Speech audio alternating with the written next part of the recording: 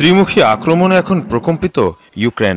খোদ রাজধানী কিয়েভে হামলার পর যেন রীতিমতো অসহায় দেশটির। ইউক্রেনের বড় অংশ জুড়েই রাশিয়ার সীমান্ত। ভৌগোলিকভাবে এই সুবিধাই নিয়েছে মস্কো। উত্তর, পূর্ব এবং দক্ষিণ তিন দিক থেকেই রুশ সেনারা প্রবেশ করেছে ইউক্রেন ভূখণ্ডে। বিমান হামলা চালানো হয়েছে প্রায় সব বড় শহরেই। দোনেস্ক এবং লুহানস্ক থেকে আমাদের পদাতিক ডিভিশনের আগ্রাসন শুরু হয় ইউক্রেনের দিকে।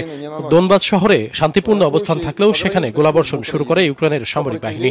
সিভারস্কি নদী পার হবার পর আমাদের সামরিক বাহিনীর পাল্টা জবাব দেয়। এরপরই শুরু হয় অভিযান। সীমান্তের নানা প্রান্তে রুশ সাঁড়াশি হামলা সামাল দেয় নয়। ইউক্রেনের দুশ্চিন্তা আছে প্রতিবেশী বেলারুশ নিয়েও। মস্কোর ঘনিষ্ঠ মিত্র বেলারুশ তাদের ভূখণ্ড উন্মুক্ত করে রেখেছে রুশ বাহিনীর জন্য। এখনো বেলারুশ সামরিক বাহিনী ইউক্রেনে চালানো অভিযানে অংশ নেয়নি, তবে আমরা প্রস্তুত। প্রয়োজন হলেই বেলারুশের সামরিক বাহিনী অভিযানে অংশ নেবে। এর পাশাপাশি ইউক্রেনে অভিযান চালাতে আমাদের ভূখণ্ড ব্যবহার করতে পারবে রাশিয়া। পুরো ঘটনা প্রবাহে সামরিকভাবে চাপ থাকলেও গত এক মাস ধরেই ইউক্রেনের প্রতিবেশী দেশগুলোতে শক্তি বাড়িয়েছে ন্যাটো এবং যুক্তরাষ্ট্র। অথচ রুশ হামলা শুরুর পর ন্যাটো বলছে ইউক্রেনে কোনো সেনা পাঠাবে না তারা। ইউক্রেনে ন্যাটোর কোনো সেনা নেই, দেশটিতে কোনো সেনা সদস্য পাঠানোর পরিকল্পনা নেই আমাদের। তবে ইউরোপের নিরাপত্তা ইস্যুতে কোনো ছাড় দেওয়া হবে না। ন্যাটোভুক্ত কোনো দেশ কিংবা ইউর কোনো দেশে রাশিয়া আগ্রাসন চালালে এক বিন্দু ছাড় দেওয়া হবে না। এই ইস্যুতে আমরা ঐক্যবদ্ধ। ধারণা করা হচ্ছে সীমান্তের কাছে ন্যাটোর শক্তি আর প্রভাব বৃদ্ধি ঠাক। দিনের মতো চলছে রুশ হামলা। রাজধানী কিয়েভের উপকণ্ঠে ঢুকে পড়েছে রুশ সেনারা। রাস্তায় রাস্তায় জ্বলছে ইউক্রেন সেনাদের ট্যাঙ্ক। ধ্বংস হয়ে গেছে আকাশ প্রতিরক্ষা ব্যবস্থা। হামলা হয়েছে কিয়েভের গোস্তেমেল বিমান ঘাঁটিতে।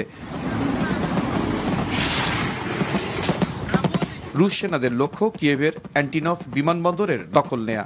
রুশ সেনাদের দখলে চলে গেছে চেরনোবিল পরমাণু বিদ্যুৎ কেন্দ্র।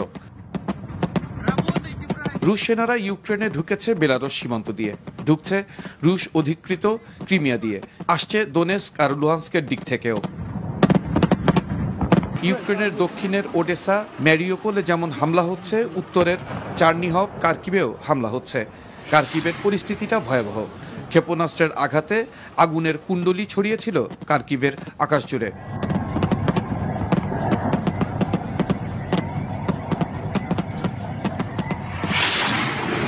পূর্বের পোলতোভা নিপ্রোতে যেমন মিসাইল পড়ছে, তেমনি পশ্চিমের ইভানো ফ্রাঙ্কিভিসেও আছড়ে পড়ছে বোমা।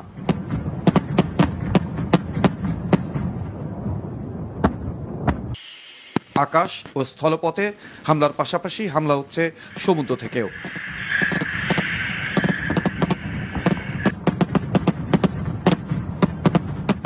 তবে নিজ সেনাদের প্রতি প্রতিরোধের আহ্বান শোনা গেছে ইউক্রেন প্রেসিডেন্ট ভলোদিমির জেলেনস্কির কণ্ঠে।